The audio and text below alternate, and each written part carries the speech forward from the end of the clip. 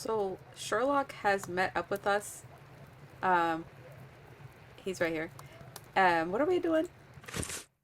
Oh, that's right. We're gonna go to Whitechapel because there was another murder. That's right. Which is located, was in Whitechapel. I don't know exactly where Hanbury Street is, my guy. Oh, it's literally right here. I didn't even see this little dot. Oh, Hanbury Street. Let's go, Watson. We have no time to lose. right. Not a good start. But we're gonna get there. Okay, Hanbury Street, September 8th, 1888, 6:20 in the morning. We got a crowd. Alright, I'm Sherlock right now. We got a crowd. A lot What of are we early doing, birds. Holmes? What do you mean, what are we doing? We're investigating a murder. Any of you witnesses? I have nothing to ask. Alright, let's talk to the man in charge. Oh, that's right, cat's meat. We saw a semi-clip of the murder before it happened. Not really. You can go in, Mr. Holmes. She's there. We didn't touch a thing. Good. I thought he didn't want to be in charge. He said that he didn't want to be a part of this investigation. Okay, she was murdered inside? Oh, goodness. This place is looking grim. Right. I'm gonna check upstairs. I just want to see that we can go upstairs. I need a flashlight.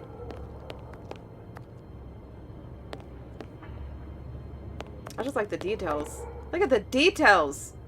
Out the window? Amazing. Okay, we can't explore. Whoa! Goodness! Oh my gosh! This is the 100th jump scare that Watson has gave me. I'm never expecting to turn around and see him. Why are you following so close behind me? My goodness. Alright, okay, where am I getting turned around? I might need to change the gamma, dude. It's a little dark. How do we get to,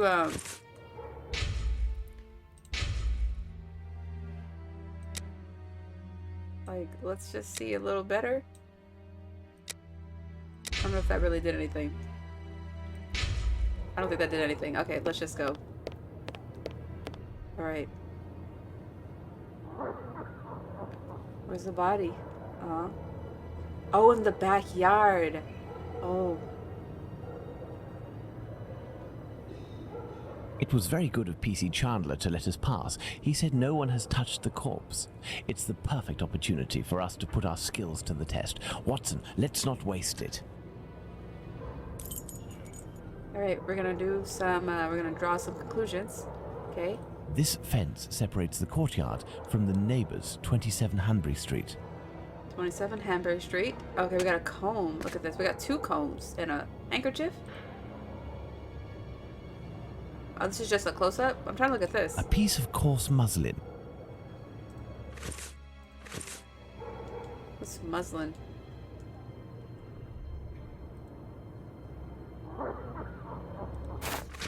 Oh, a clue!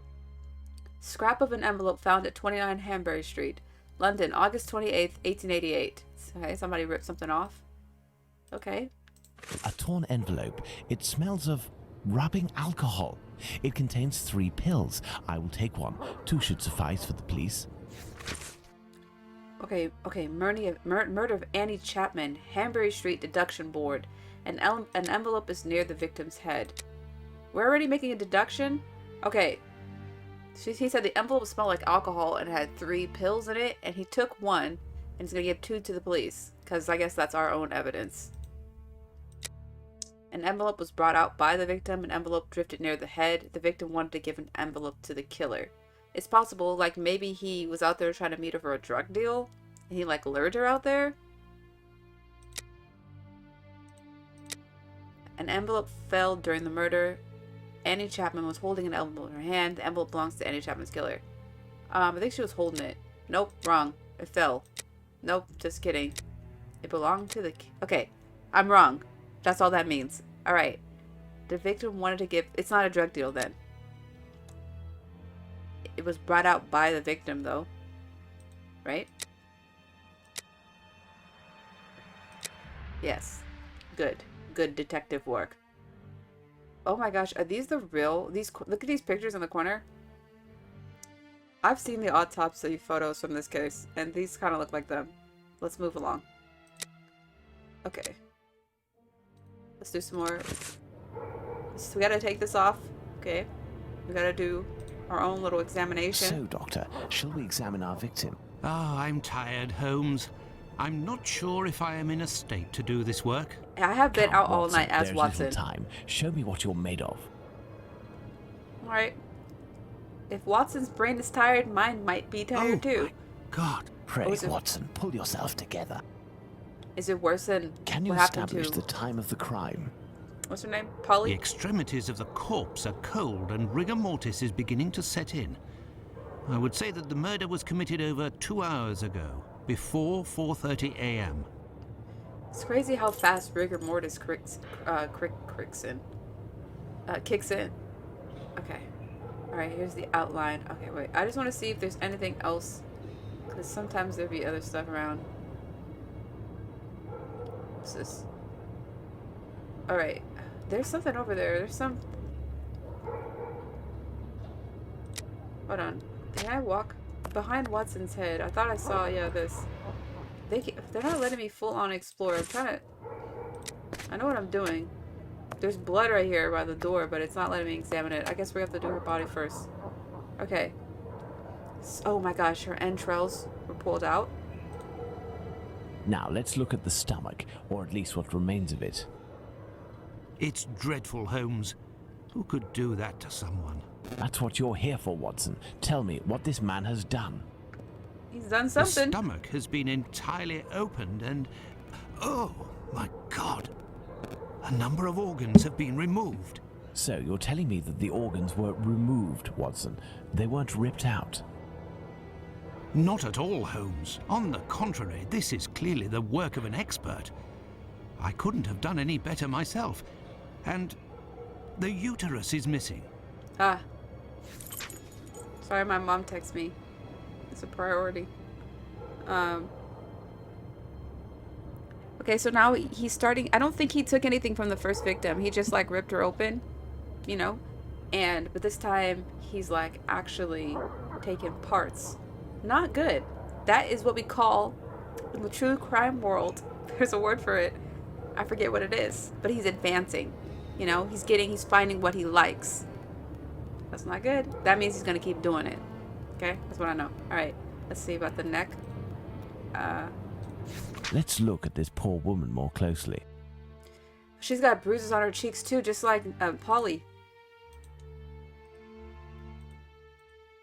Her eyes are closed this time. Okay. Oh, do I need this? Alright, so... resting. Oh, she has missing some teeth. The tongue is swollen. Tongue is swollen. That's a sign, apparently, of strangulation. I thought it was a sign of poison, but what do I know? She got the bruises. A bruise. The victim's face appears to have bruising, wouldn't you say? Under the maxilla and cheek. There is less on the right side. Yeah. Okay. And, okay, looks like the wound much deeper than the first one. Look at her neck. What can you tell It's me? jagged. There are 2 incisions. Yeah. Look at her neck. What can you What tell else? me? What about her fingers? Alright, nothing else? She's missing a lock of hair or anything? Okay. I think that's it. But her entrails are like literally on the side of her body. This is like real. This is like really what happened. Alright, What do you think, Holmes? what do you think? There are no trails on the ground. There's no sign of a struggle. There never is there? I like how the magnifying thing turns green when you found that clue out. Now What there's... shall we do, Holmes? Get out of my way! There's... Okay, wait, there's some blood over here. Why does it... Is this a bug? This is gonna drive me crazy, because it's not letting me investigate this clue. Maybe if I do it in third person? Go over there. Okay, my man.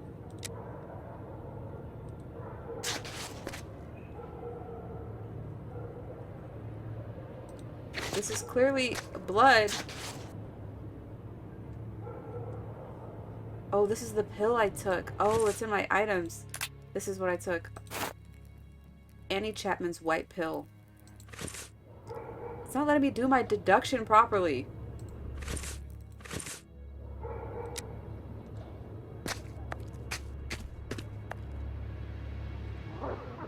Wow, that's gotta be a bug or something. Or like, because like, what else are we supposed to look at? Am I missing? Oh, there's something over here. The cones. Hold on. This is not me. This is the game. Because I'm a good detective.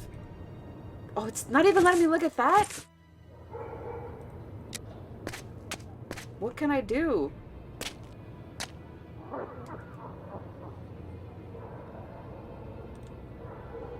Everything I click that I know I'm supposed to click, it goes back to this body. Oh wait, I'm missing something. Her fingers? Looky posed her? here. Oh It my would gosh. seem he has a mark on his left hand. Okay. This look like... This is not like... I don't know what these could be from, honestly. Like these sores? I don't know what these are. Oh, I forgot we can't see without our magnifying glass. This one looks like she was wearing a ring. The victim must have worn a large ring or several little ones, and someone pulled them off forcefully. This detail will be very valuable, Watson. You can be sure of that. I've never heard that. I've never heard that when I've like researched Jack the Ripper on my own. But she apparently had a bunch of rings on. It looks like she also wore a bracelet, maybe. Because this is a sword that's not on her finger. What else, dude? Her fingernails? Oh, I wonder if she has any DNA from the killer. I don't think you could do DNA back then. Is that it? The victim must have worn a... Alright, but what about, how do we explain the mark on her wrist, Sherlock? Are you gonna let me... 2 combs, curiously arranged. Alright, we can finally look at the combs. Alright. Now, what about the stuff on the wall? It's gonna drive me mad. There's gotta be another way.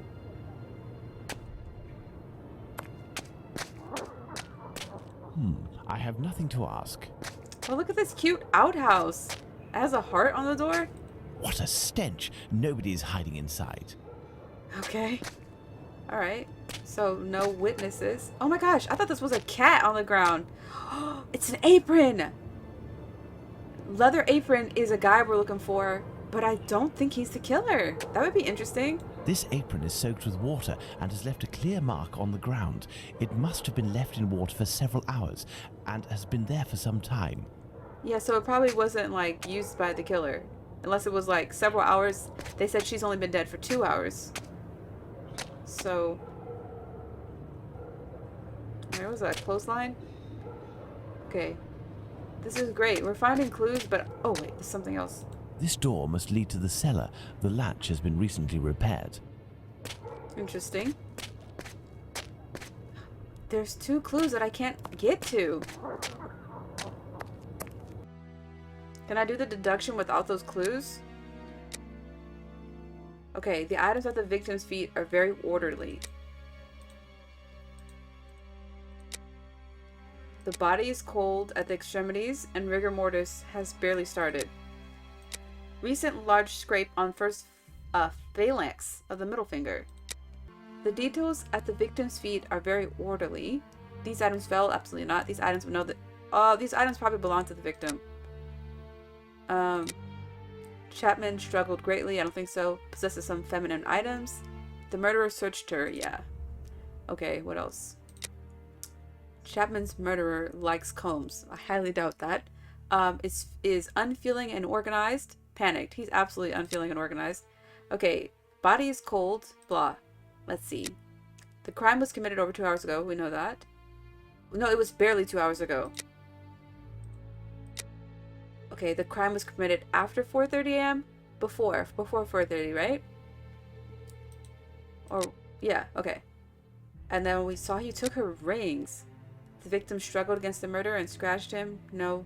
The victim must have worn more. Well, you know what? This is really interesting. Maybe, okay, so like, I've mentioned this every time I played this game. But I read a book where I believed Walter Sickert, an artist, was the killer. So I can't unsee that. But there's a billion theories on who Jack the Ripper was because he was never caught. So maybe the leather apron one is just a theory. Because it's really interesting that they're connecting these. Like, there's this guy that we're talking about here who goes around and he steals. He beats up women and he steals from them. Usually working ladies. And so here at this crime scene, we found a leather apron, and we also see that her rings are missing. So I suspect that he's just framing the other guy, trying to like throw the cops off his case potentially, and like took her rings to make it seem like she was robbed and like left the apron there. But because I don't think we already like Watson, we spent all night last night concluding that it cannot be leather apron. There's probably just two like maniacs out here. So what could have also happened is maybe the leather apron got to this lady first and robbed her, and then Jack the Ripper found her, or vice versa. I don't know. Those are just some things I'm throwing out. Okay, so she wore one or more rings. She didn't take off her own ring. The murderer's a weak man. The murderer stole the rings. Potentially. Potentially. Okay. What else do we know? There's an incision from the right to the left going around the neck. Well, does it matter the order of these? Organs are missing. The uterus was removed by the hands of an expert. There is an incision on the neck from the right side, stopping in the middle of the throat. Yeah, there's two cuts. The wound around the neck is jerky and not at all in one piece. Man, this is gonna confuse me because I keep mixing up what I know in real life with like, this is a game. And I haven't read about these cases in a long time. So, okay. Alright, so these three point to one. It's all about her wound.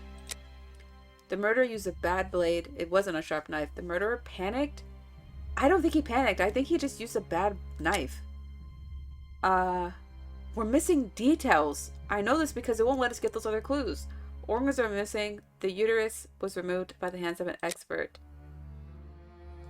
The killer used a weapon of great size.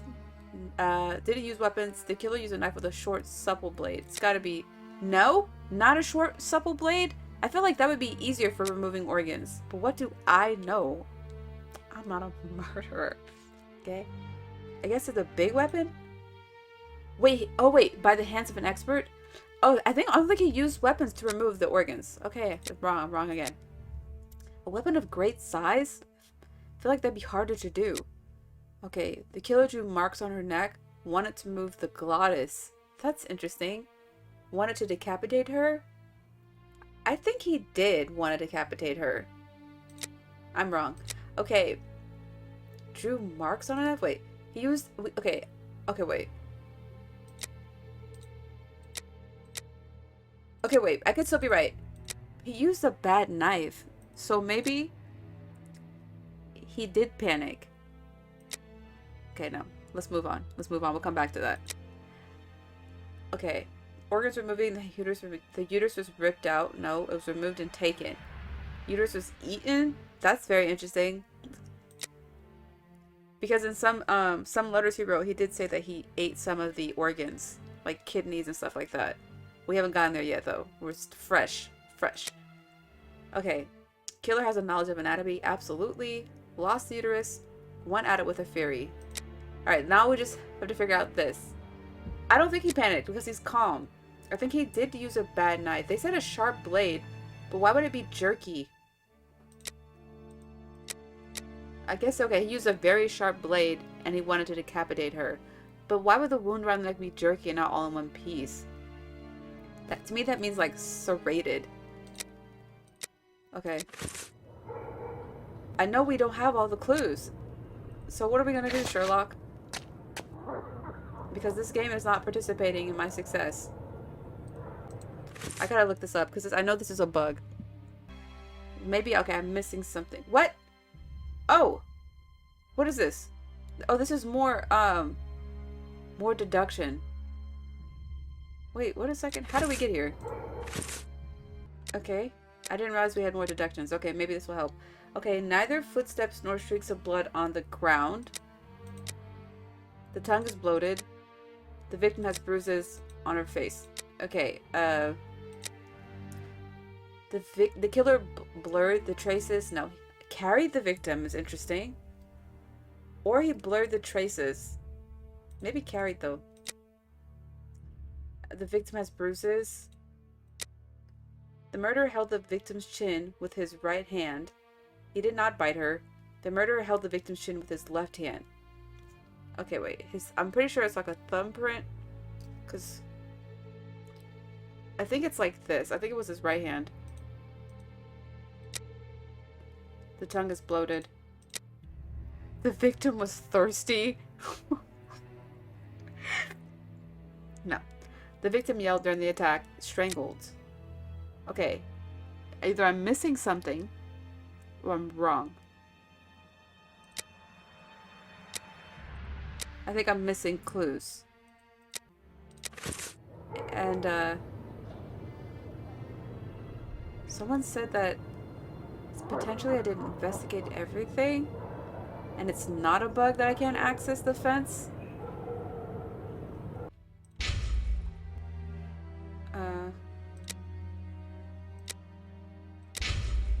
I'm gonna see if this does something.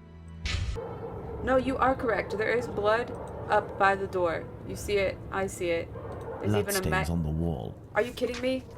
Are you kidding me right now? Oh my gosh. Savvy, I just needed your eyes, I guess, because I've been clicking on that this entire time. I don't know why it was like that. The blood is a dozen inches or so from the ground. Now My it's dear working. Watson, now that we have found all of our clues, nothing remains but to subject them to our most likely hypotheses in order to deduce the facts. Listen, if you're gonna make a point and click game, do it right. How? I don't know why I had to change it to widescreen. I don't think it changed the stream. Thank you. Appreciate you.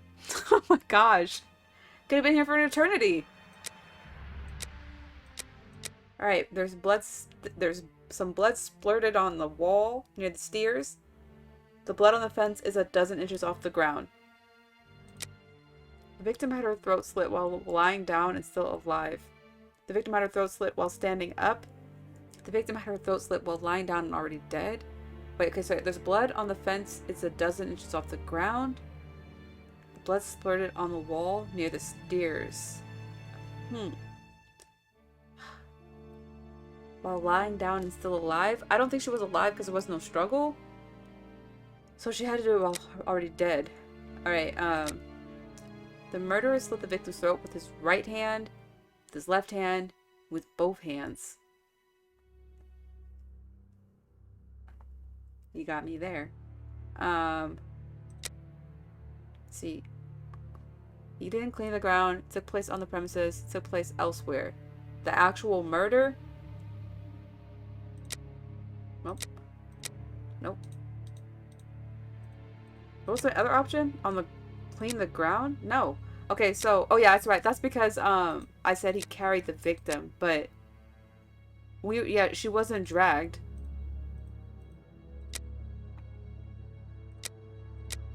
Oh my gosh.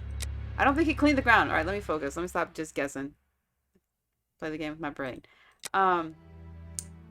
Blur the traces? I don't feel like there's any sign of that. There's no sign of that. The victim wasn't dragged, though.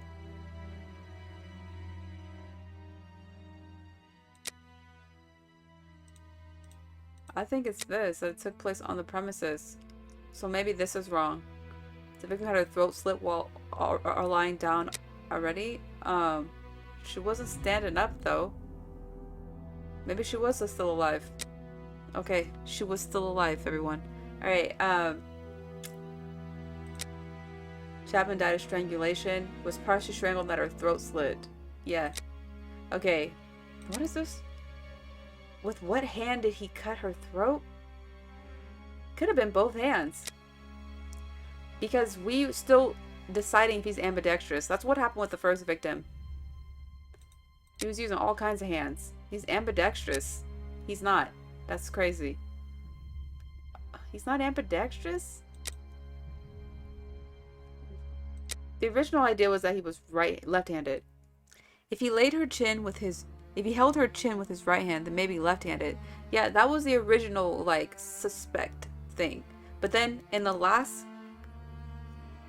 case, because there was a case before our official investigation where somebody reported that he might be left-handed, and then we investigated a body and it looked like he used both hands because it was kind of like chaotic. Not really, but it was just like all over the place kind of. And now we're still trying to decide if he's ambidextrous or not. I think he's ambidextrous, but But yeah, if he's holding her face again... Alright, what are they gonna do?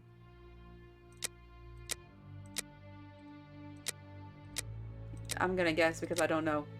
I say he slid with... How many possible combinations are there? Alright. Let me think about this. Alright. The murderer held the victim's chin with his right hand. Because that's what it looks like. That's what it looks like. The biggest bruise is on the side, and he had a little bruise right under her chin, like this. He couldn't do that with, like, this. I need a face. I keep using my Winnie the Pooh. It wouldn't make sense unless he was holding her, like, okay, he would have to be holding her like this, but then that wouldn't make any sense. Yeah, because, like, this is, can you even see this on screen? You can't. Oh my gosh. Okay, so, like, this is with the left hand, right? It's hard to show you because the way this is set up, but, like, pretend, okay, because we're gonna figure this out, right? So he grabs her maybe like this. If he grabbed her from behind, this would make sense. If he, like, walked up behind her and grabbed her like this, but like more squeezing with the bottom fingers and, like, slit her throat like this is possible. Because if he was facing her and he grabbed her with his left hand, I mean, he could have did that, but she's on the ground already. Alright, I'm sorry, Winnie. No disrespect to you. Oh my gosh, I have no idea. Okay, so maybe I can change this. He grabbed the victim with his left hand. Let's say he grabbed her from behind, and he slit the victim's throat with his right hand. This is still wrong. This still be wrong. I still think he's ambidextrous. Winnie, the love is there, Winnie. Don't worry. No Winnie, no Pooh was harmed during this stream. Okay, I want him to be ambidextrous. I hear a noise coming from the left-handed, street, right? Watson. The authorities are arriving. It's time for us to go. That was so fast. I need to go back to my notes. He's left-handed. I think that was the Holmes conclusion. has been locked away in his room for days. Okay. Always saying September the same 11th. things. I'm thinking, Watson. Very good, Watson. As you wish, Watson. But I am thinking too. So much so that I can't sleep. Annie Chapman. Good Lord. Okay, wait a second. Because that was too fast for me. Okay, so he held her with the left chin. And then he slit her throat with his right hand. Oh, so he must be right-handed? Because, okay, I guess that makes sense. Because if we look at the first murder, the cuts on the first murder were done with the left hand, potentially. They were really shallow. These ones were way more jagged. And we assumed that he was trying to decapitate her, according to this game. So, yeah, maybe he just had more time with this victim. And that's why he was able to take her organs and her uterus. So, there's that. All right. Wait, what else? Did we get any new notes or anything? Still have that. Okay. I hear a noise coming from the street, Watson. The authorities are arriving. It's time for us to go. When did he ever say that?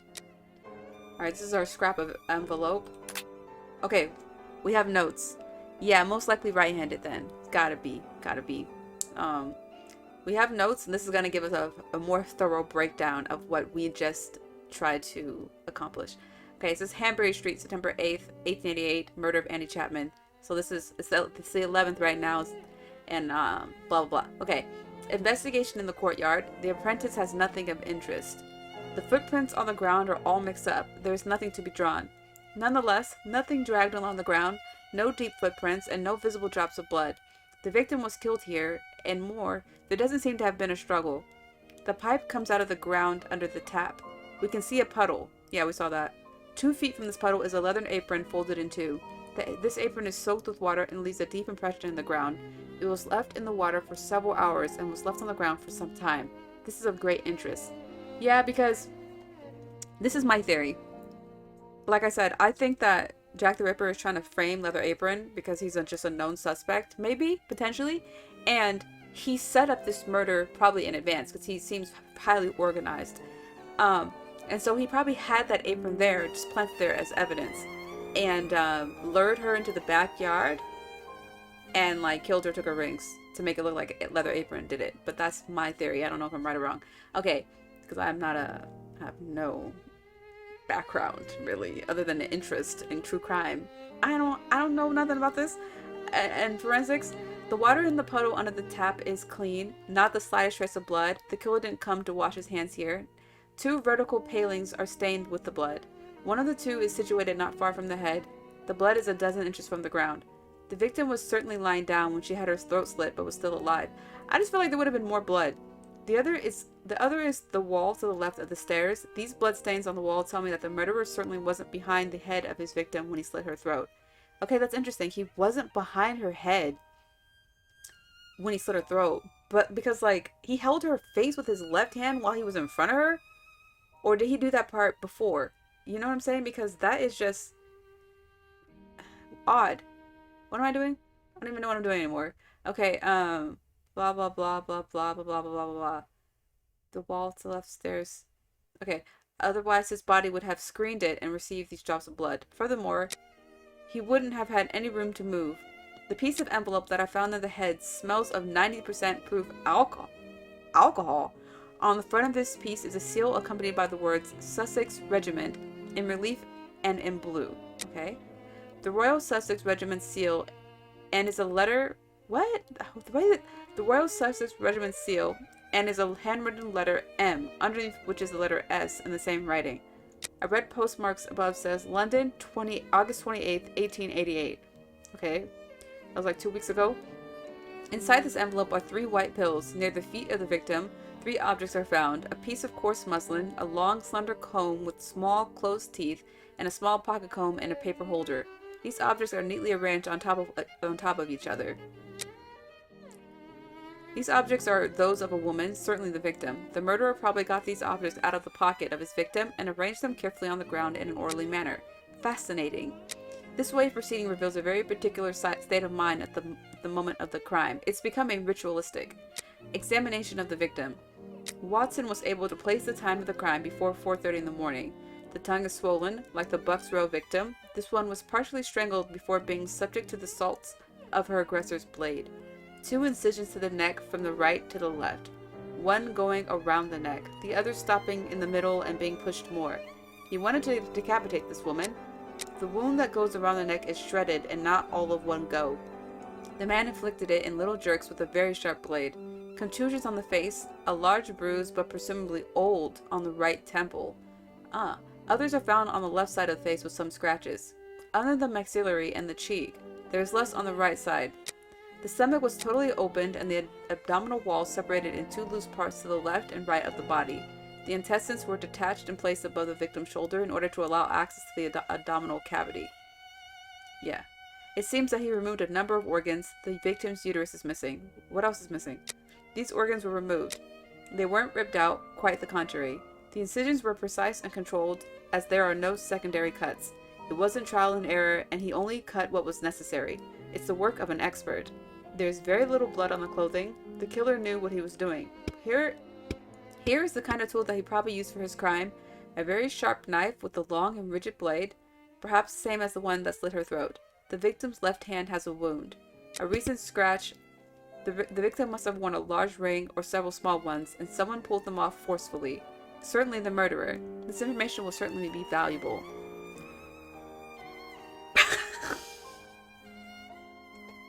He is infamous. Yes. Yes, he is. Yes, you could call him insane. Absolutely some things happening up there in the brain to make him want to do this in general.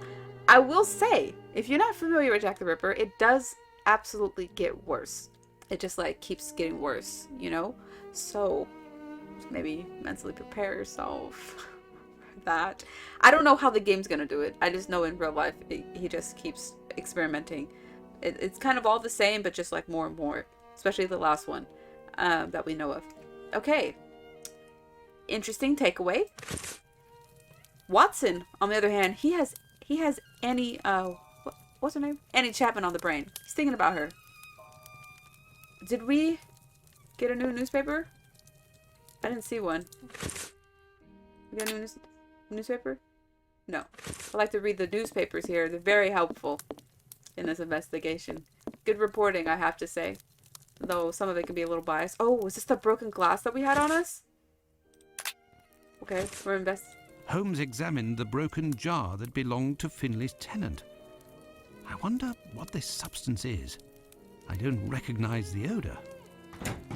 Formalin, Watson. This jar contained formalin. Formalin. Interesting, don't you think?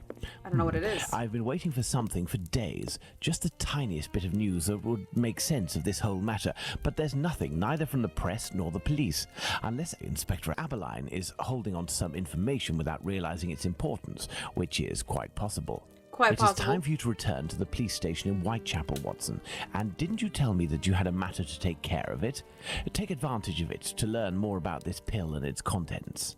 Ah, but Oh, Holmes, that's right. it's late, and spending another night in this district is hardly my idea of entertainment.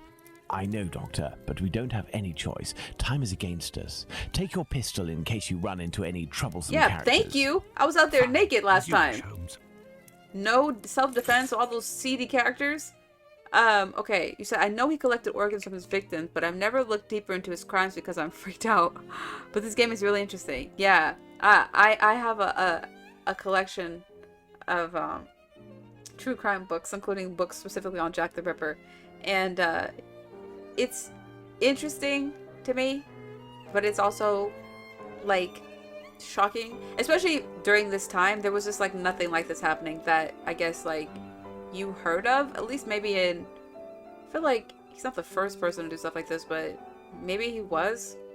I don't know, not the first, but like it was really sensational. It was because he also, the crimes are very public, and he also wrote letters to the newspaper, so it only made him more like a famous, I guess. And then of course he was never caught, so that was another issue. I think people actually knew who he was, but because of like he was killing people who are considered undesirables, you know, like prostitutes and stuff like that, and because it's suspected that he was a surgeon or had a medical background, which means he probably like had wealth, and people probably knew who he was and didn't like turn him in because I don't know, you know how people are. It's sad. All right, where are we going? Going back to Whitechapel. Oh my gosh, I just remembered that you live in London. so I don't, is Whitechapel still a place out there? Yeah, maybe he had connections. I think he did. I also think he had help, like just getting, because he was able to do these murders super quick and then leave. And there's even an instance where he killed people, two women in one night, and like, which is out. So yeah, I definitely think he had help or his own like carriage or something like that. Oh yeah, Whitechapel is still a place here? Wow, that's so interesting. I'm sure they do like murder mystery tours and stuff like that. They do that out here as well. Like if somebody was like they have like true crime tours, or like there was some kind of like incident that was committed, or like haunted or something like that. And people don't like the crime ones. There's people don't always like, especially if you are like close to that crime. It's not always good. Because, you know, the families of the victims, they don't like that sensationalist stuff. Alright. We are Watson again. We had a lot to do prior, before Sherlock Holmes interrupted us. We're supposed to be making some kind of harnesses for a doctor. It's, what is it, 10:05 p.m. it said? We're making harnesses for a doctor to get prosthetics for him.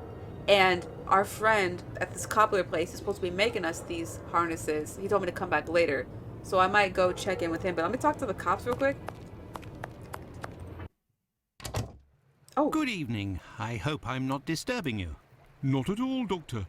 This man, Mr. Richardson, is a witness to the horrid affair at 29 Hanbury Street, the murder of Annie he's a Chapman. witness? We are discussing the relevance of his testimony.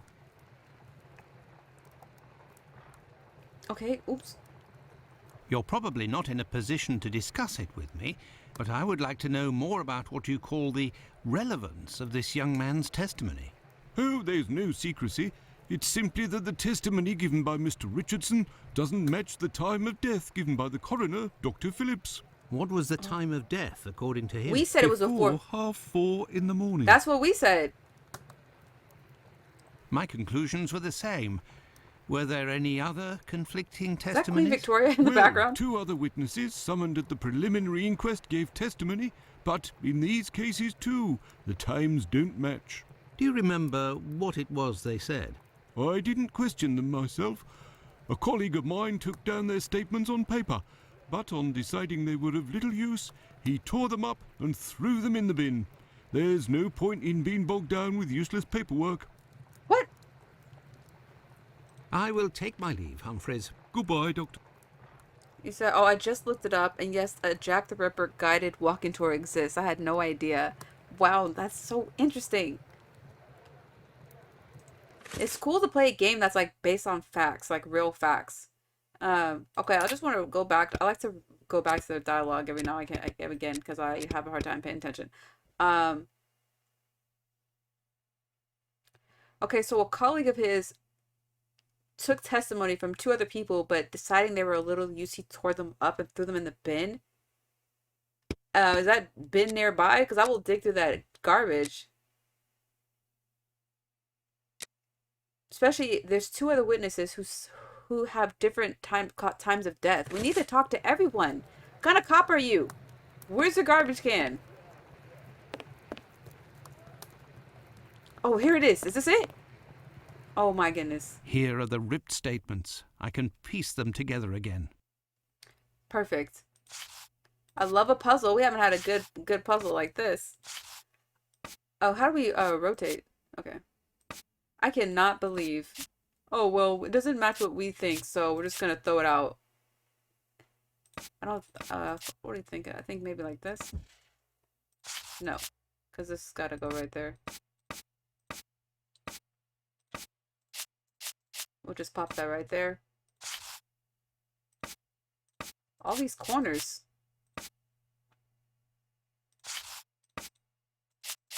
I love puzzles like this. These are the best.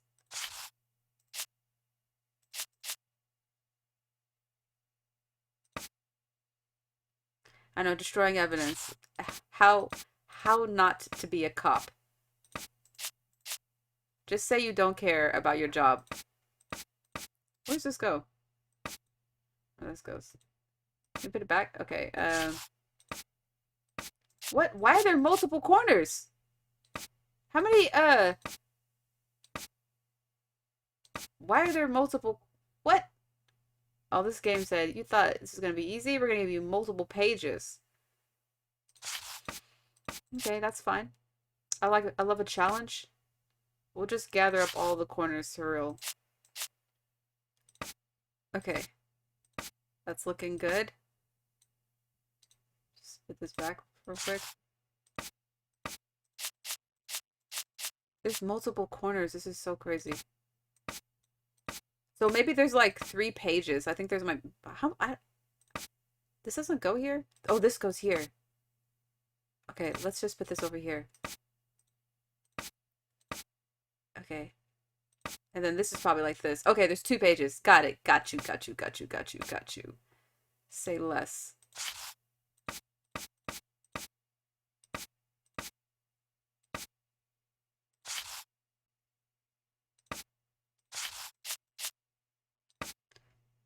You're probably like, why are you going through my trash right now? I was like, because you're a bad cop. That's why. You making me do all this? I'm literally a doctor. Watson is not a detective. But I'm out here not getting paid enough, working overtime for Sherlock because he's got, I don't know what to do. He don't like going out at night, apparently. He's making me out here. He gave me a pistol. Because that's how dangerous it is to be where I am. I better not have to use that. I don't feel like I don't have like that kind of aim. Alright, let's glue this up. There, all done. Holmes couldn't have done better himself. Okay, testimony. Shouldn't I have 2 pieces of paper? Oh, what? Where's the other one? I thought that was 2 pieces of paper. This only looked like 1 piece of paper. Alright, testimony of E. Long. Whoever this is. Oh, this is one of the witnesses who thought the lady died at a different time. Annie Chapman. On the morning of the murder, the witness left her domicile at 32 Church Street at approximately 5 a.m. to get to Spitalfields Market. How does he know all that? She was passing down Hanbury Street at about 5:30 a.m. This is way, way past. I mean, it's about an hour past the time we thought she was dead. The witness was certain of the time as she declares that she heard the clock at the Black Eagle Brewery on Brick Lane strike the half hour just before she entered the street. In front of 29 Hanbury Street, she saw a man and a woman talking. It should be noted that the witness identified the body of Ann Chapman at the morgue as being the aforementioned woman. Okay. This identification was solicited by our services. The man seen with the victim is described by the witness as follows. Age, at least 40 years old. Height, a little taller than the woman with whom he was discussing, approximately 5 feet 3 inches. Clothing, brown deer stalking hat. Dark coat, a doubt on this point. General appearance of the working class. Particular markings, dark hair and mustache. Dark face. Looks like a foreigner. The witness only saw the man from behind and wouldn't be able to recognize or identify him. The term foreigner is often associated with a person of Jewish origin. I don't think... Oh, wait. Okay, here goes the other testimony. It wasn't showing up before. I really don't think, I don't think that's the person. I don't think that's him. Testimony of A. Kaddish. The witness resides at 27 Hanbury Street. Oh, okay, this is the neighbor. The building adjoining number 29 of the same street and the two respective backyards were separated by a wooden fence tall and thin. On the morning of the murder, the witness got up at 5:15 a.m. and went to the yard where the latrine was. Okay, yeah, because we saw an outhouse in the backyard, but they're not using the same one. It was then 5:20 a.m. On going back to the house, the witness heard voices from behind the fence coming from number 29. The only word that he understood was no. He went into the building again, but returned to the yard approximately 4 minutes later, whereupon he heard a noise, as if something fell against the fence. He then departed for work. When he passed in front of the Spitalfields Church, it was approximately 5:32 a.m.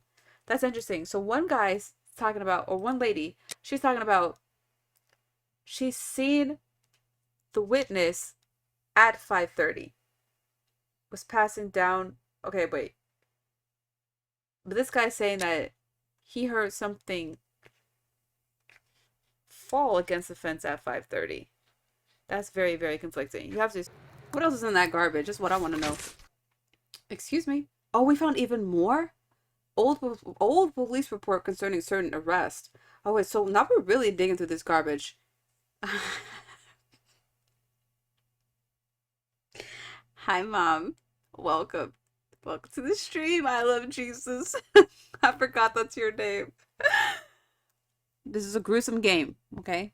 You don't have to listen. It's about Jack the Ripper. You know the one. But yes, I guess this is smart. This is smart of Watson, because if you find out that police are just throwing out testimony, then you definitely want to keep looking through their garbage can, because what else did they throw out? All right. April 1886. At gunpoint from the White Plume Mountain Inn, also called the Kayak Affair, 5 years, Dartmoor. Concerning arrest? What is this? Benjamin Benny the Scholar, 46, Houndsditch, falsifying bank records using false bank records, misappropriation of funds to the detriment of the Royal Bank of London, 8 years, Dartmoor. Jacob Levy, 30, Aldgate, theft of a weight of meat from his employer. Hyman Sampson, butcher at 58 Galston Street, Whitechapel, 20 months, Essex County Asylum. Why was he sent to an asylum? Ron Obvious, 26, address unknown, vagrancy, embezzlement, indecent assault, degradation of a religious building to the detriment of the authorities in charge of the Chichester Cathedral, City of London, lunatic asylum, indeterminate duration. Wait, indecent assault? Vagrancy, embezzlement, degradation of a religious building. So they sent him to a lunatic asylum. Indeterminate duration. James, Longfoot Jim, Noser 20, Whitechapel. An old report on arrests that took place a few years earlier. How was that helpful? I'm sure it is, in a way. I need to see, do I really have a gun on me? Where is it? I thought he gave me one. Alright, either way, I need to go and check now. Can I talk to the witness myself? Can I talk to you? May I introduce myself? I'm Dr. Watson. I am... You wouldn't be the chap what writes the detective stories in that there paper? Well, yes, indeed, my stories have been published in the That's Strand. right, I am a writer also. Blimey, wanna tell me old mum? It would seem your testimony is the subject of some debate. Could you tell me what it was about? They'll be telling I'm a bit befuddled about the times that I told them. But it can't be so. I knows what I sees and what I don't sees that morning. What did you see, or what didn't you see? And at what time, would you say? I'll tell you this for nothing. It's me old mum who lives at the house where the body was found out back in the garden. Oh. She has her shop at the bottom to the right of the stairs. Her door was broken down not too far back because it's a real zoo it is. Right, the morning it happened, I head that way to see if me old mum has finally had the place broken into. It was 4:45 when I got there. That I'll swear on me dear old mum's life. I had a look round to see if the cellar had been taken. No. I had a little sit down on the stairs by the courtyard because me shoes were causing me no end of pain and I had a cut and all. I didn't seize a single thing below the steps, Doctor, not one single thing. If there was some bird all covered in blood, tain't no how I could have missed that, even if it were night time. Right, 5 minutes after getting to number 29, I had to clip off. And now they tells me that either I can't tell time no more, or I was fixing me loafer next to a stiff that was still steaming. All right then. Evening, gents. Wait, what time? Oh, sorry. What did he say? Wait, but what was the original time that he gave them? Before 4:30 in the morning. Yes, Doctor? Dude, I found all your ripped up papers. So, how far along are the investigations into these two recent murders? Everyone around here believes both crimes were committed by the same man. But as for the Hanbury Street and Bucks Row crimes, nobody has heard or seen a thing. By the way, have you heard of a Dr. Tumblety? No. Is it You were supposed to important? look into it for Yes. me. Well, no, maybe. Actually, I don't know. I have heard about this man, his frequent nocturnal outings and bizarre behaviour. What does this chap look like, Doctor? And where can we find him? I thought you were supposed to look into it for me. The last I heard was that he was staying at Finley's place, the man who was looking for me a few days ago. It would greatly assist us if you could ask Finley what your strange associate looks like. We could then see if the description matches any witness accounts. I will take my leave, Humphreys. Goodbye, Doctor. Alright.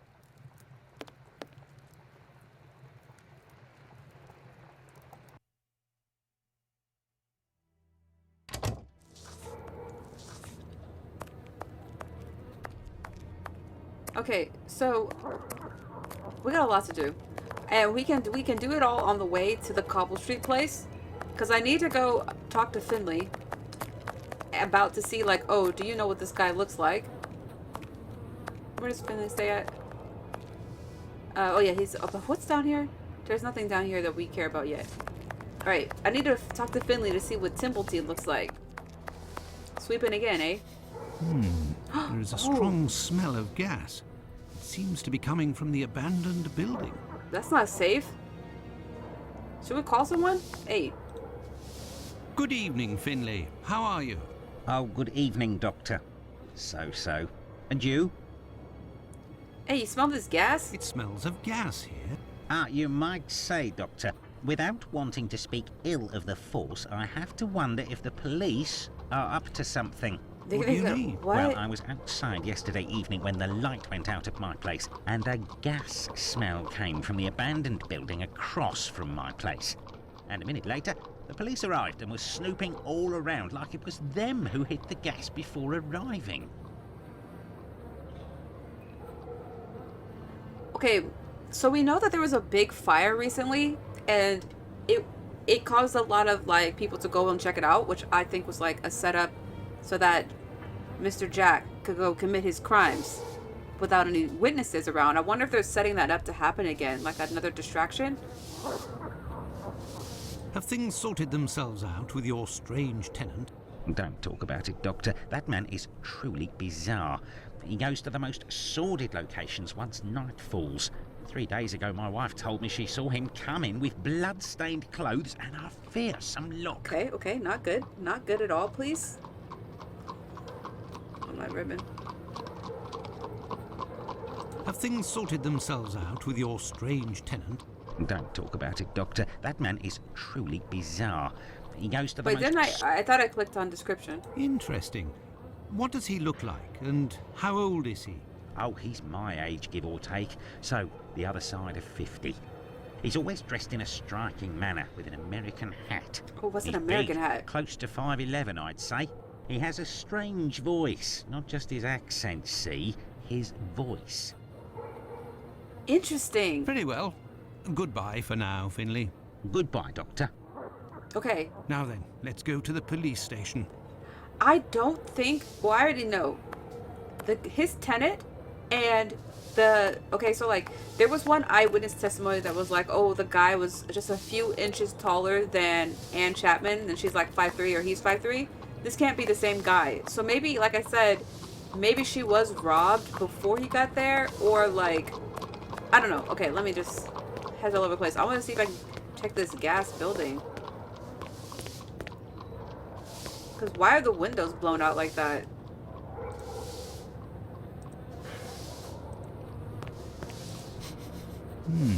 There is a strong smell of gas. It seems to be coming from the abandoned building. Can we get access to that?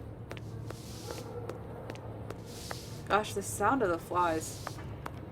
That's a horror movie all in itself. Okay, let's go back to the police station real quick. We're on a roll right now. We're gonna solve this investigation before you know it.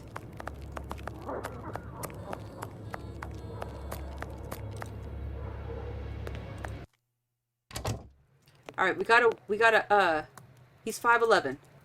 Yes, Doctor. He's got a strange voice. Tumblety is a man around 5'11", about 55 years old, extravagantly dressed and with a rather distinctive voice. He boards at Finley's. You should know where that is, as the police were there only yesterday. Their arrival coincided with a strange gas leak. Ah, yes, I know where you mean. Indeed, there was an odd affair with the gas. It was rather unsettling. We were searching for a well-known scoundrel who was ratted out by Squibby, the chap we followed and saved from the pack a few days ago. This thug, no pity Bluto, must have been in the abandoned building in question. But there was no sign of him when we arrived. Furthermore, an inspector said that, given the smell, the thingamabob that supplies gas to the building was probably damaged. So we took no risks and were called away somewhere else. Okay. I will take my leave, Humphreys. Goodbye, Doctor. Wait, I can't concentrate because I'm thinking about so many things right now. Tumblety is a doctor. We know that the latest victim, Ann Chapman, had parts of her surgically removed by only an expert. Okay? We also know that the actual doctor here at the clinic, he knows who Tumblety is. But he won't tell us who it is until we get him his harnesses for his prosthetics. Okay. I know, like, theories of who Jack the Ripper were. I only know one of them by name, which is who I've been talking about, Walter Sickert. But obviously there's doctors who were suspected, surgeons, and also royalty. I don't think, not Prince Albert. Was it? Somebody in the royal family was also considered a suspect, but I can't remember who. But maybe that's why Queen Victoria's picture's up here. Her Majesty Queen Victoria. What would she think of this mess? Yeah. Okay. She had a lot of kids. Alright. We are going now. So, wait, so the gas thing was just a fluke? Okay, so there's a gas leak and nobody's doing anything about it. That's the takeaway I got from that. And also there's a wanted man on the loose. Alright, let's continue. So we don't need to talk to Finley anymore. I don't think I need to go to the brothel to talk to anyone. Although we're still looking. We have the guys. Oh yeah, the doctor won't give me the cane until I get him his harnesses. So I have to go to the cobblestone guy and see if he's done making my harnesses. I feel like he should be, absolutely, because it's been like 3 or 5 days. I don't even know what day it is right now. It's definitely been at least 3 days. Alright.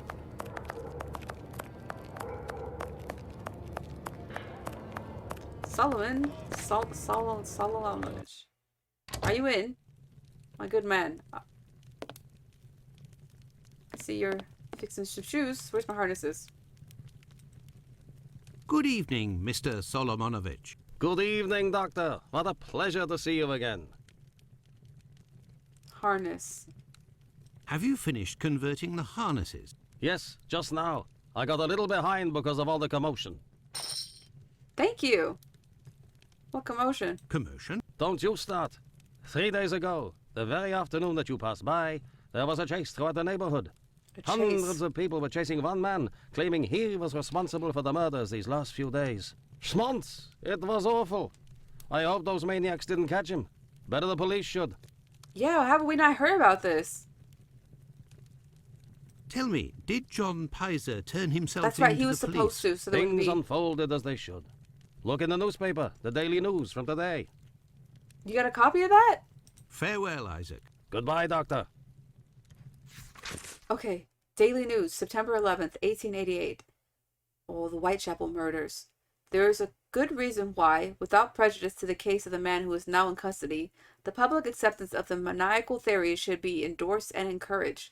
There is positive danger in the growth of any other opinion at present in Whitechapel. As we have said, the mutilation of bodies, excepting in rare cases to further the murderer's chances of safety, is foreign to the English style in crime. Oh my gosh. Okay, this is about to be a very bigoted... That's how I'm feeling. I feel like we're about to pit some very bigoted article right now. Let's keep reading. There is a disposition at once, therefore, to set down such atrocity to the credit of some ill-bred and ill-nourished foreigner from the lowest dens of vice in Europe. Okay. All right. Okay.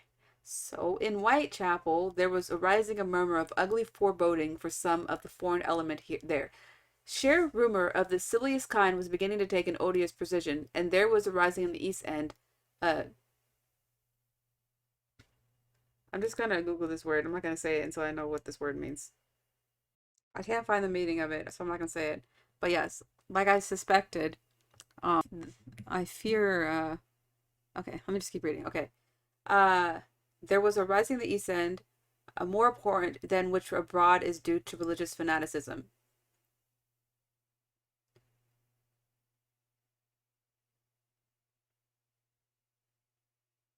To call him a leather apron and to imply thereby his readiness to murder women and practice anatomy with his knife upon them is the refinement of cruelty. There was reason to fear till yesterday that the tendency towards thus insulting the Jews of Whitechapel was growing amid the embarrassing perplexity as to the origin of the murders. The police have discouraged this line of suspicion by acting momentarily upon it, and then proving by their release of the Jewish person whom they arrested that there was not a doubt of his innocence. I'm not sure where this article is going. For the happy result we may look lightly upon the apparently ludicrous error of this arrest. Pizer, the man arrested, was found sitting quietly at home, totally undisturbed by any panic or bloodthirsty demand for that mythical personage leather apron. He is said to be a poor sickly man, whom it was not possible to associate with the assassin now so eagerly wanted. And the reporters seem to have found what the police might easily also have learned, that he had not left his house since Thursday last. Pizer, however, will probably not regret his short detention if it has finally put a stop to these anti-Jewish suspicions. Okay, so wait, this is the beginning of this article then. I'm confused about how this article is written. I can't tell. Okay, where am I? The inquest on the body of Annie Chapman was opened yesterday, but without throwing any new light on the murder. As a result of the investigations of the police into the circumstances attending the murder of Annie Chapman at Whitechapel, several men were arrested yesterday on suspicion.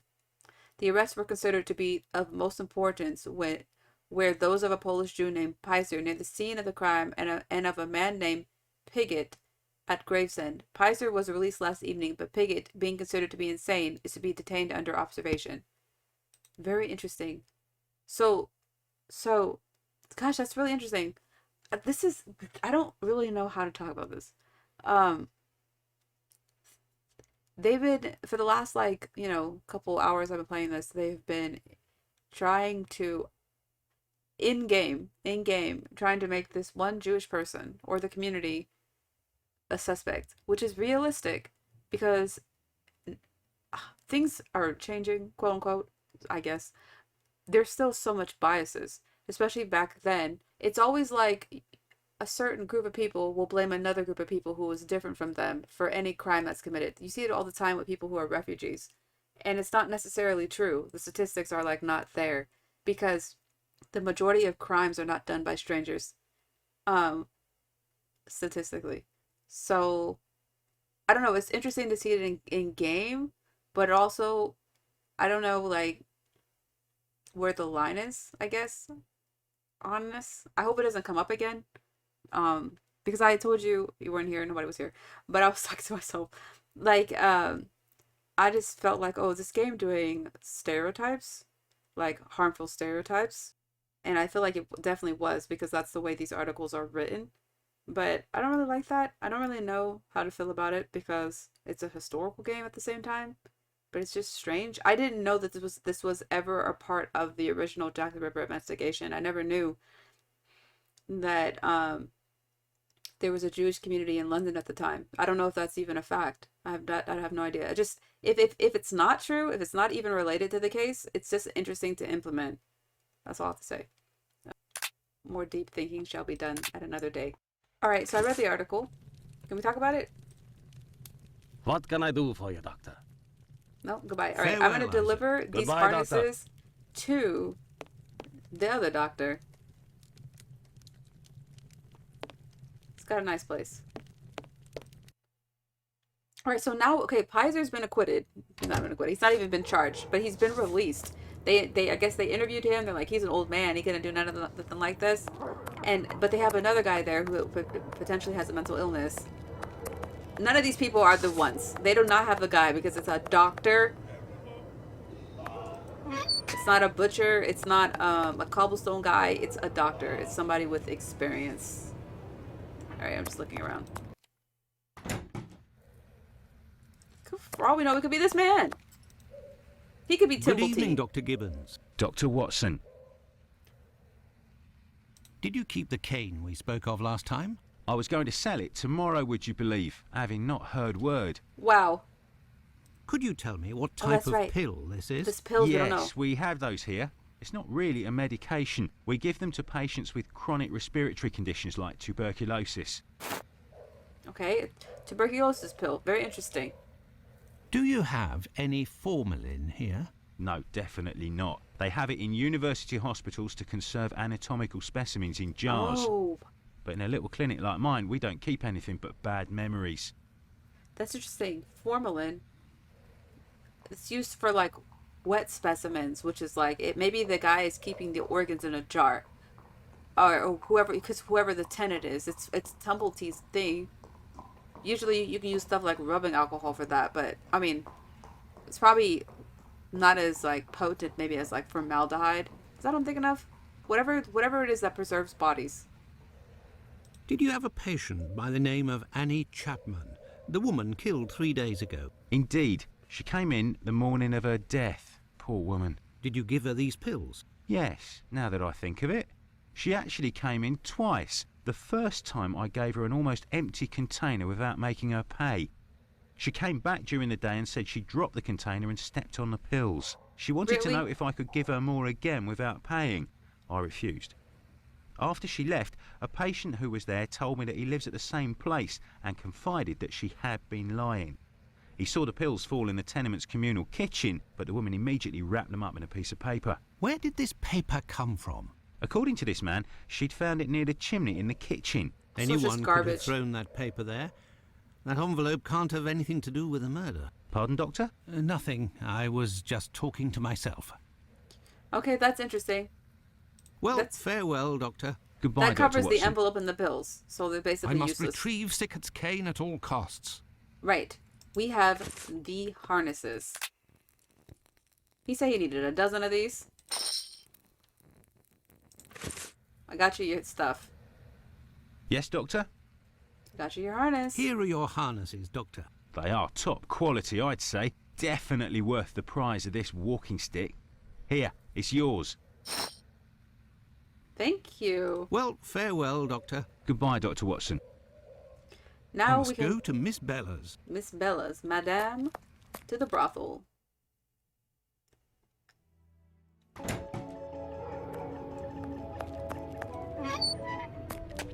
I enjoy walking in this game like I enjoy walking in Assassin's Creed. Why fast travel? I mean, I guess I could. It's taking longer than for me to walk. Alright, I just like the atmosphere. Hey! It's Mary! I love her outfit. Once again, that's appreciated. It's just great. If you have the means, I can let you pass before everyone. But behind me. Okay. You're in a mood.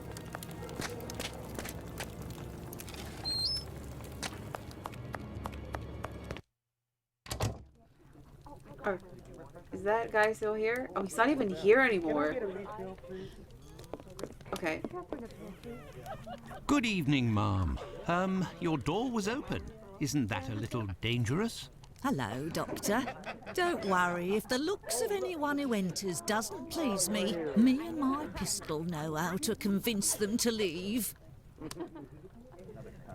Was Annie Chapman one of your girls? Do you happen to know Annie Chapman, the poor woman who was killed 3 days ago? Dark Annie? Pff, like all the drifters in the area, I've seen her once or twice.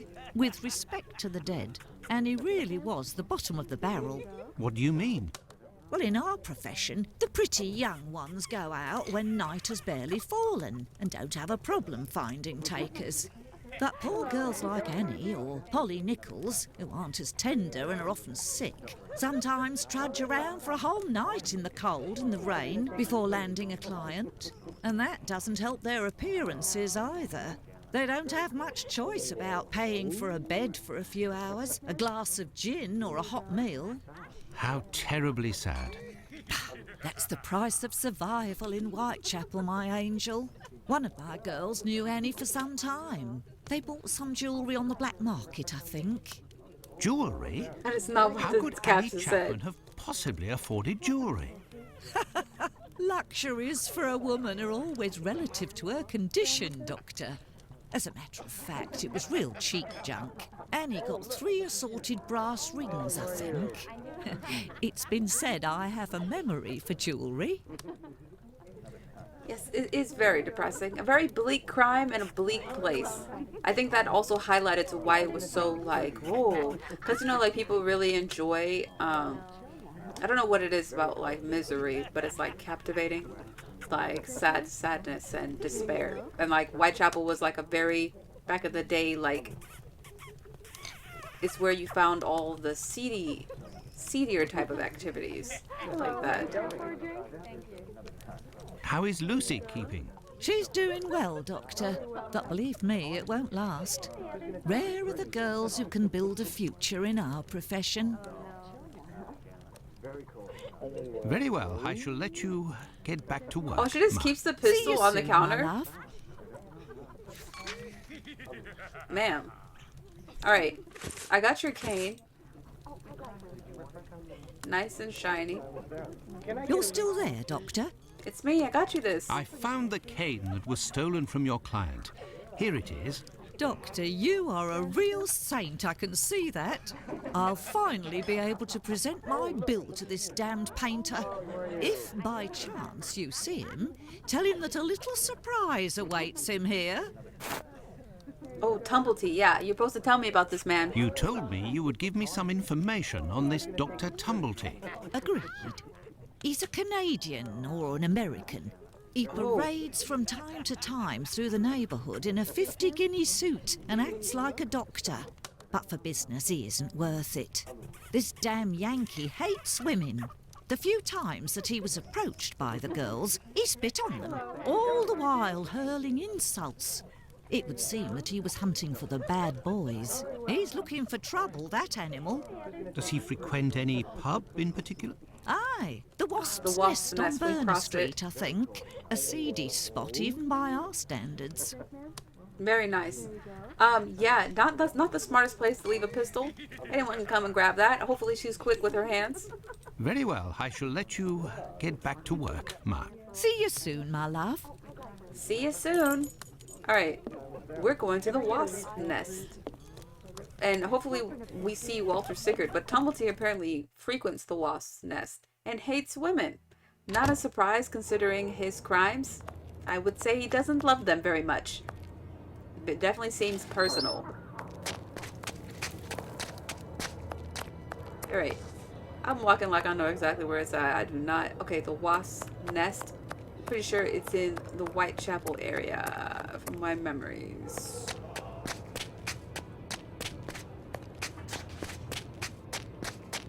Man, has this place ever seen daylight? We kept coming here at the, like, crack of darkness.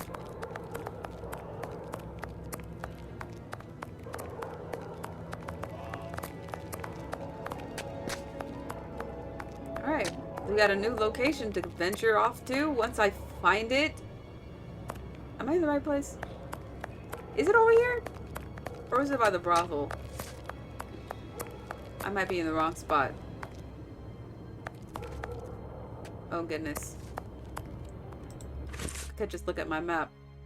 Yeah, I'm in the wrong spot. Okay, so we'll travel. Alright, that's fine. See? Convenience. Wasp nest? The wasp's nest. Just get in there. We've already said this. Oh! It's swanky. I love dimly lit places. I don't know what it is, but I feel like the food tastes better. Have to sneeze. Excuse me. Alright, bartender, your finest hot chocolate. Alright. Good evening, sir. It'll be the coup of my career, Governor said. Ha! You'll make loads of dots of the paper, he said. Okay, he's drunk. Oh, he's a journalist. Is he? You're a journalist? That's so. Tom Bulling at your service. The Whitechapel ferret, the wizard with the scoop. You don't appear to be in a state to write anything, my friend. You're mistaken. Whiskey passes through the blood and turns into ink. Simple. You see, mugs and inkwells are all the same. Don't you think you should settle your tab and go home? My red ink? Where's my red ink?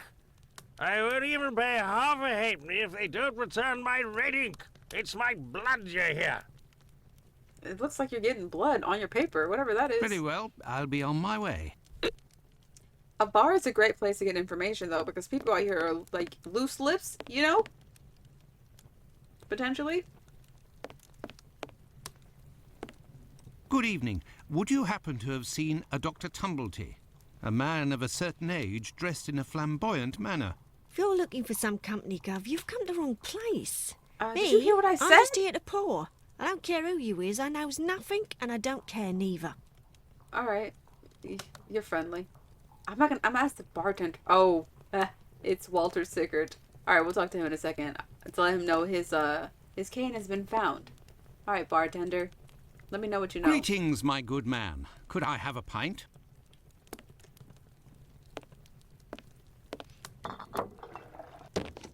You can come here to drink. Gov. I've been told that Dr. Tumblety might be found around here. Is that so? I don't do a roll call of all the drunkards here. I've got my hands full just making sure I get their money. No, yeah, that poor woman has probably met some horrible people for her to be that unfriendly. Absolutely, without a doubt. I can only imagine, especially working at a bar in front of intoxicated men when women barely have any rights. Not the place to be. Not the place to grow a soft heart, that's for sure. Don't people pay when they order? Nah, look at that little scribbler there. Completely dead drunk. Tonight's tally is about as long as his arm. If he skips out, I'll be in for a guinea almost. I saw a chart that said, like, what the value of, like, UK money was back then. I don't know if UK money, but, like, European money, like, a dosh, or, like, a pound, a guinea, whatever. And it was really cool to see, like, how much stuff was, kinda. It was kind of like, it was just drawn, like, a certain amount of gold or something like that. A shilling. I don't remember, but a guinea is a lot. Goodbye, my friend. Oi, that's it. Alright, this guy's got an open tab and he doesn't think he's gonna pay up. She's not gonna talk to me. Yo. Good evening, sir. Well, I know you. Why, we met at Miss Poolman's the other day. So you've come to slum it in Whitechapel, eh? Oh, you said your currency's in pounds now? I knew that much. Is it just pounds, though? Do you guys have, like... I'm sure you guys have other stuff, too. Because, you know, we have dollars. We have dollars and cents. And, yeah, our cents has different names, but I don't know if that, I don't know. I don't know if it's like that where you have like quarters and dimes and things like that. Do you know Dr. Tumblety, a Canadian or American chap, quite an extravagant dresser, frequents this pub now and then? Are you intimate? No. What do you mean by that? Oh, nothing. Nothing at all. I just wanted to prove my discretion concerning this man, in so much and so far as I know him. You wouldn't like it if one day the tables were turned and everyone was talking about why you were in the borough. Isn't that so? I need you to just answer my questions in a straightforward manner, please. As it happens, I saw Miss Pullman recently. She told me that she couldn't wait to see you again. She said something about a surprise that is waiting for you at her establishment. Why, that is some of the best news I've heard, my friend. It's his bill. As thanks, I would like to let you in on a secret. The man that you were talking about, and whom I happen to know by sight, passed by and went through that little door that you see over there. Another man let him in. They weren't together for more than a few minutes, to be sure, eh? Okay. Well, I will continue my search. Where's that pistol I got? Love. But You go- what is this person trying to imply? This matter is beyond me. Alright. I'm gonna go see if I can walk through these doors. But wait. Oh, I can even... Oh, there's something here? A cup? This is the sink where the barmaid puts the glasses to soak. Look, red ink. Ooh. What's that doing here? The bottle is closed. There must still be some ink inside, and it looks like a glass. The barmaid must have put ink into the sink by mistake. Right. Do I get in your way? Me? I If don't you'll know. excuse me, sir. Yeah. I'm sorry, I didn't mean to be in your way. No, you know what's interesting? Jack the Ripper wrote notes to the police and stuff like that, but he wrote it, I'm pretty sure, in red ink. That guy at the table is not Jack the Ripper. I just want to see if these doors open. But that's cool that we have some. We'll obviously have to give it to that guy, but let's see if we can get through here. Hey, you can't go in there. It's private. Got it? I knew he was gonna stop me. It's private. How much do you need? Eh? I'll pay.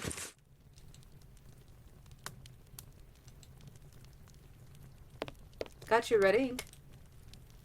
You're the best. The boss told me. My red ink. Well, where's she be? Here it is. I found your red ink, my friend. You should settle up and head home. Thank you, my friend, thank you. The spring-heeled phantom will be revived. You know what's also interesting? They said that Dr. Tumblety is an American or Canadian. And in the news article, it was like, oh, European. This is not a European crime. Guess it's not, if it's an American or Canadian. Also, what is an American hat? Okay, I have his red ink. Gav? What can I... What's behind that locked door over there? Can I go in? Not likely. And let me be unless you're wanting a drink. Got it? You say you're so tired of drunks, this country has a massive drinking problem. Welcome to my exclusive club, where I am also tired of drunks and drinking culture in general, and have been for my entire life. Yeah, so we have a bad problem here too, with like, and it's I feel like it's a huge problem with college kids, like even underage kids. It's a huge social thing. It drives me insane. Drives me actually crazy. Okay, it makes me very, very antisocial. I don't want to be, but if this, like, I can't go nowhere, and so without somebody having to drink, no matter where I'm at, it drives me mad. I even went to a Super Smash Brother Melee, like, competition recently, and it was really fun, but it was at a brewery, and people were drinking, and that ruins things for me. The pub scene makes you realize nothing has changed in 200 years. Yeah, people don't have hobbies, I think. This is how they let loose. Here you go. It's on the journalist, my friend. I owe you one. The next one is on me. What'll it be? Nothing, thanks. But I may need your help. I need to get into the locked door, please. Listen, my friend, I would like you to let me in the door over there. You're a bobby. A peeler? Absolutely not, my friend. I don't know what either of those am a things are, doctor. sir. Fine. I owe you this at least. There's a bloke behind that door there. No pity Bluto. Oh, he's a Let's just criminal. say he wants to lay low for Potentially. a moment. So I The don't cops are think looking he'll for be him. opening the door just now. Unless... Tell him you have word from Squibby. That'll open the door. But who can say what'll happen when the door closes? So, No Pity is also potentially in cahoots with Tumblety, because when the cops were by Finley's place, the boarding house, they were searching for No Pity because Squibby said No Pity was probably in that area, and they went to that abandoned house and they smelled the gas leak and then they got out of there. That is right by where Tumblety is said to have been staying, so I wonder Goodbye, my friend. Oi! what's happening. That's it. What's going on? Let me in. I have news from Squibby. But stay calm.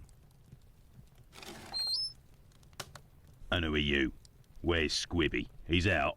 To be honest, I don't actually know this Squibby chap. I was actually wondering if you knew Dr. Tumblety, a Canadian or American fellow. He came in... Sure we know him. Excellent. Can you... You know about gas? Yeah. I'm afraid not. Oh, they're I gonna- am a doctor. Are they going to set a fire? Then I ain't interested. You can be leaving now. But if I find out who snitched to the peelers, I'll find you. Got it? But I can pay you for... Keep your coins for the paupers, or one of the gas boys who ain't afraid of nothing and knows how to hold his tongue. You bring him to me. I'll meet with you. One of the gas boys? Who, you want Squibby?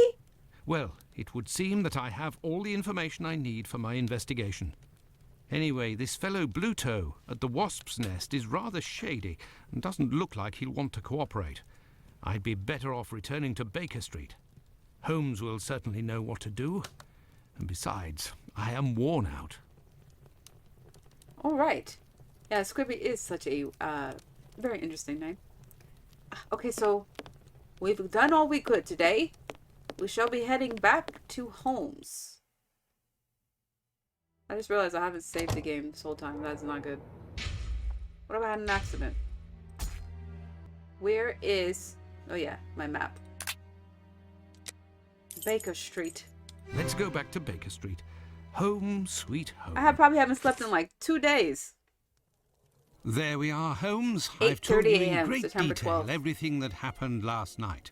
Excellent work, Watson. We shall now be prepared to answer a few questions about the horrible murder in Hanbury Street. Do you think we are now in a position to find out the identity of the murderer of these 2 women?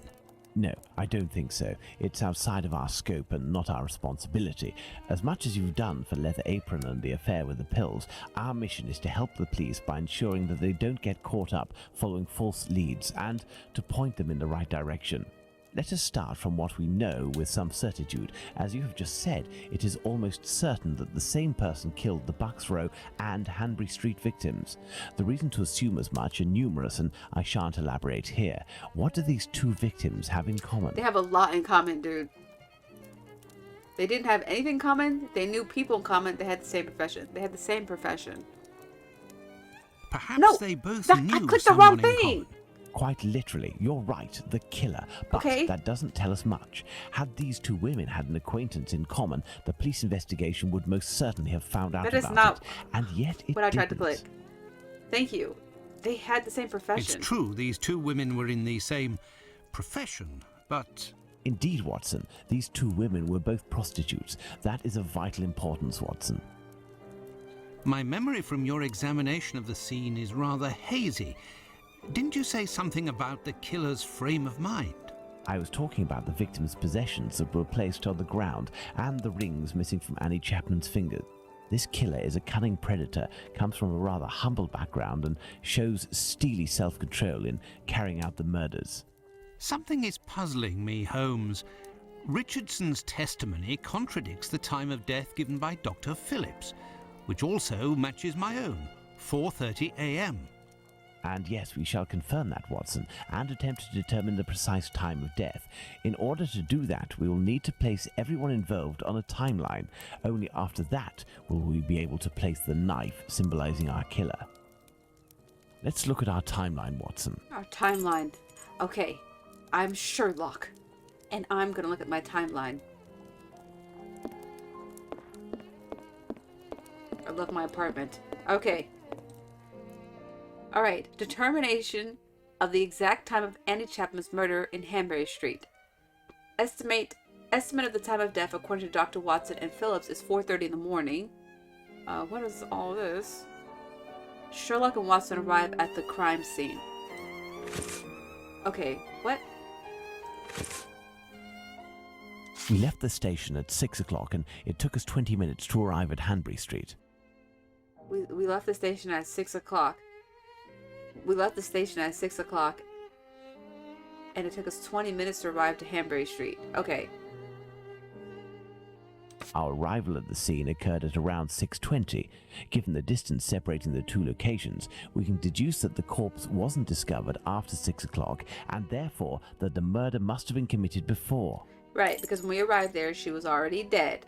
Okay. What? Okay, these are just investigations. Let's put the time of death as assessed by Dr. Phillips on the timeline. They both said 4:30 in the morning, right? Who's Dr. Phillips? He's like a professional coroner. Didn't he say 4:30? Didn't he say just before 4:30?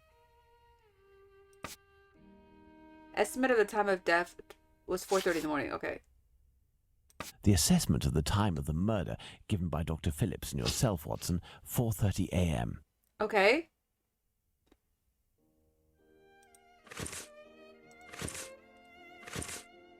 What are these things here? How do I drag them? What am I supposed to be doing here? Select from the inventory the dialogue.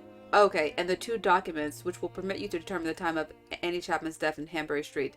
Then place the objects or the characters representing these testimonies on the timeline. Listen carefully to Sherlock Holmes' instructions, which might ask you to modify them. Once all of the icons are properly placed, Sherlock Holmes will ask you to place Jack the Ripper's knife at the exact time of death. Okay. Okay, so let's start here. This is... What is this? What is this one? Whose testimony is this? Anybody's? Did I read this wrong?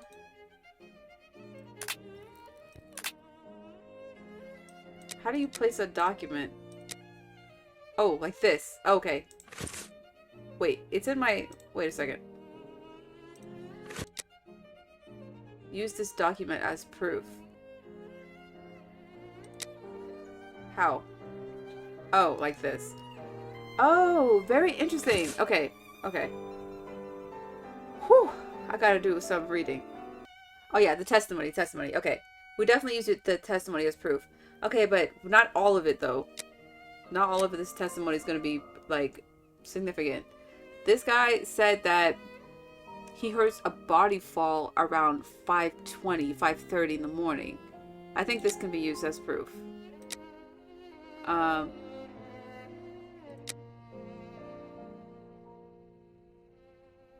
This witness says she saw her walking at 5:30 in the morning. I don't think I can use this as proof, but we're gonna take it because I don't know what else to do. And then there was a dialogue between me and that one guy at the police station. What is his name? Richardson. Yes. Okay. Okay, cool. We're moving. We're getting somewhere. Alright. Miss Long sees a woman speaking to a man named 29 Hanbury Street. That was at 5:30 in the morning she now, saw for that. the most important part, the testimony of Miss Long. She claims to have seen a woman speaking to a man near 29 Hanbury Street sometime around... What time, Watson? 5:30. She said 5:30. 5:32. No. She saw him at 5:30. what? Let us assume, Yeah. therefore, that Miss Long's testimony is, as is most certainly the case, true. She places her meeting with the victim at around 5:30, claiming to have heard a clock chime on the half hour at the moment when she enters the street. And whose shoe is this? Now, let's put the Richardsons' arrival and departure times on the timeline. Now, he arrived at his mom's house, I think, at the same time. No. Because he said it was about a half hour before. I don't know when he arrived. Hold on, no. Hold on, we don't know. Okay, Mr. Kadosh is in his garden for a few minutes, then goes back in, hears voices. Our next witness is Albert Kadosh. Kadosh. He said that he heard voices at like 5:30, right? Or 5 o'clock.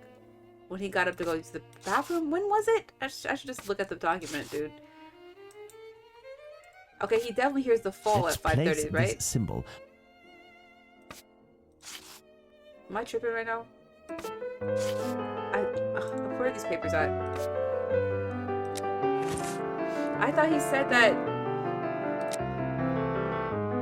Okay, the morning murder. The witness got up at 5:15. He got up at 5:15. Let's place this symbol.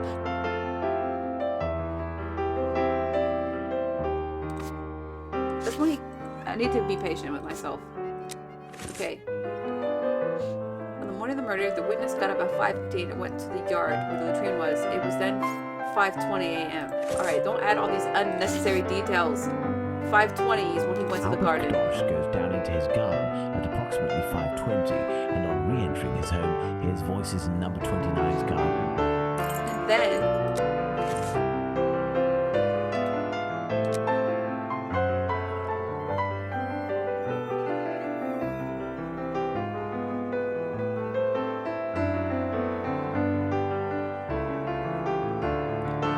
he went back into the yard 4 minutes later.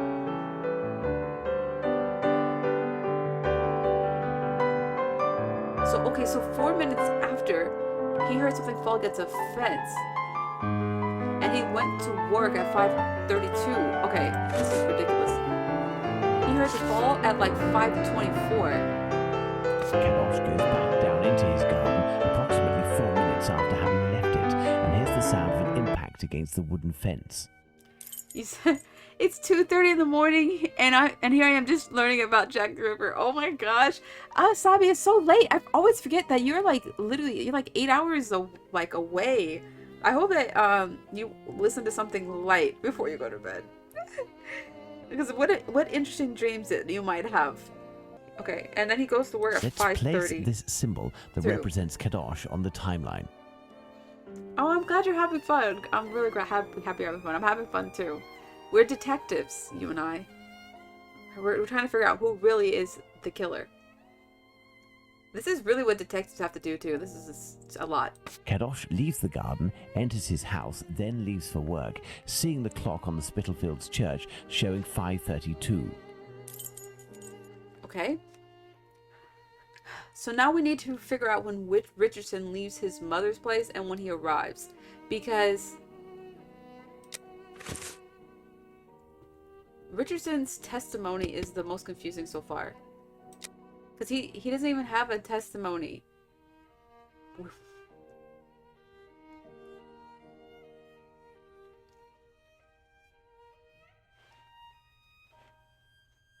What did you see and what didn't you see? I'll tell you this for nothing. It's me old mom who lives at the house where the body was found. She has her shop at the bottom. Okay, door's broken. Right, the morning it happened, I heard that way to see... I head that way to see my mom. Alright. Oh, it was 4:45.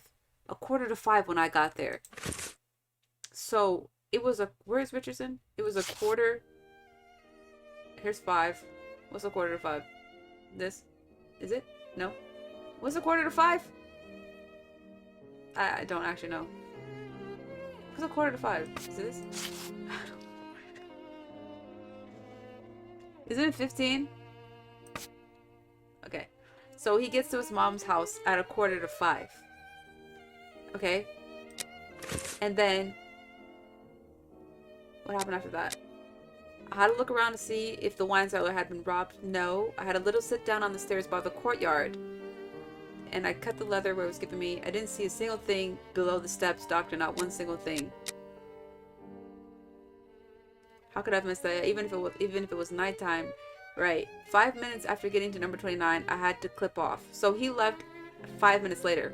So, that's really interesting. Because this lady is saying that she's seen her at 5:30. This guy's saying he heard a noise that she could have fallen down right here. This guy's saying that he didn't see no body at all. And we're saying that she died before any of this happened. So, yeah. I mean, it said that we concluded that he cut her throat while she was lying down and still alive.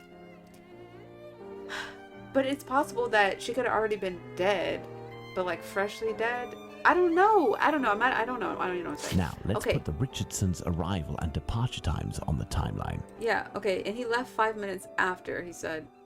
Despite the great respect I have for Dr. Phillips and the value I place on our friendship, my deepest conviction is that both of you are mistaken and that Richardson is in the right and that these two testimonies put down in writing have real worth. Yeah.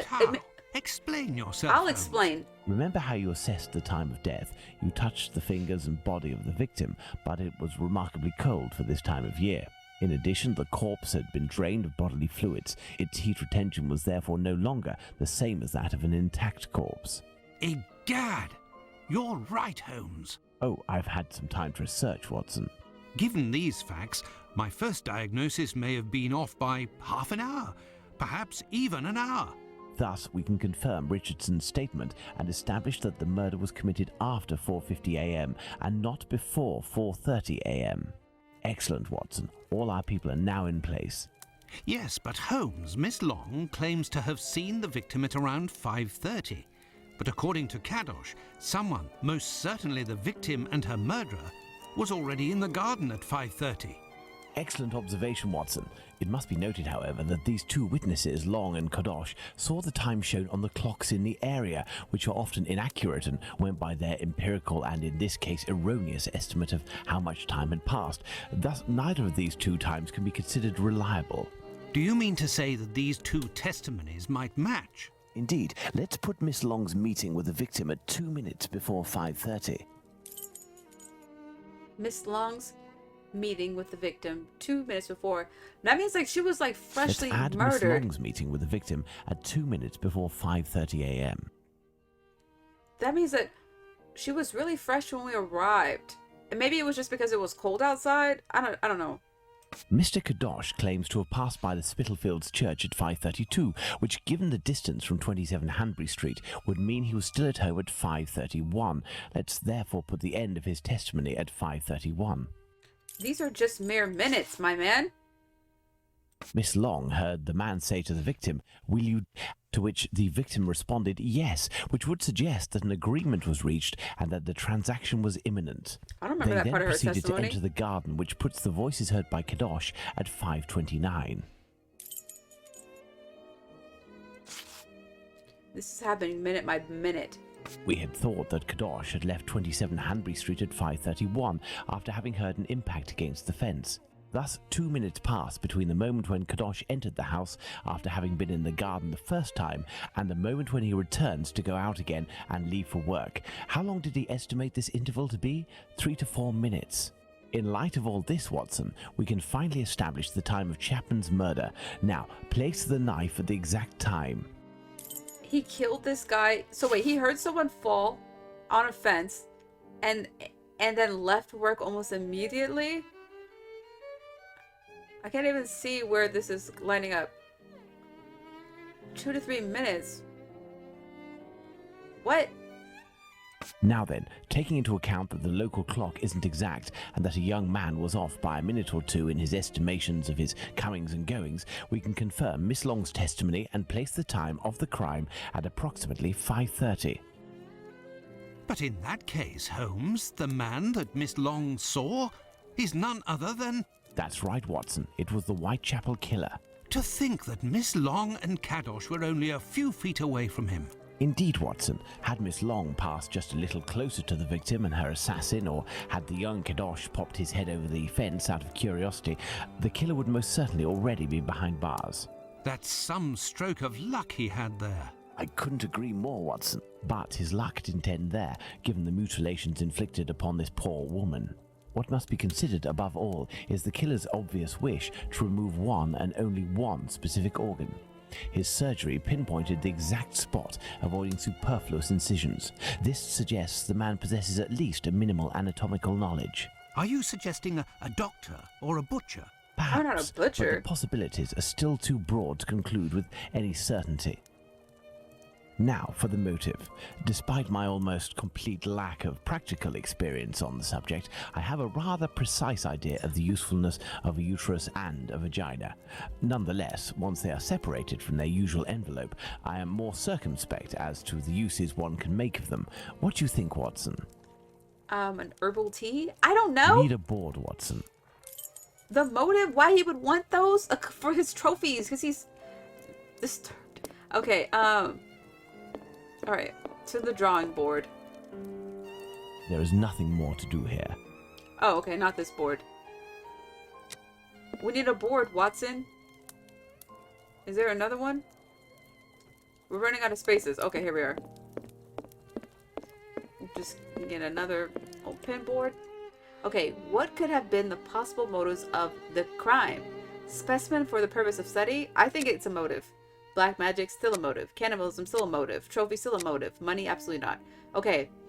In the medical university environment, students easily have access to a number of specimens. Yeah, but do they have access to this? I guess they're saying it's not for the purpose of study. By saying this. Because they would already have some in jars? I didn't know that. Perhaps it was intended as a study specimen. I have little faith in that theory. Hardly anything was taken from the Bucks Row victim. Okay.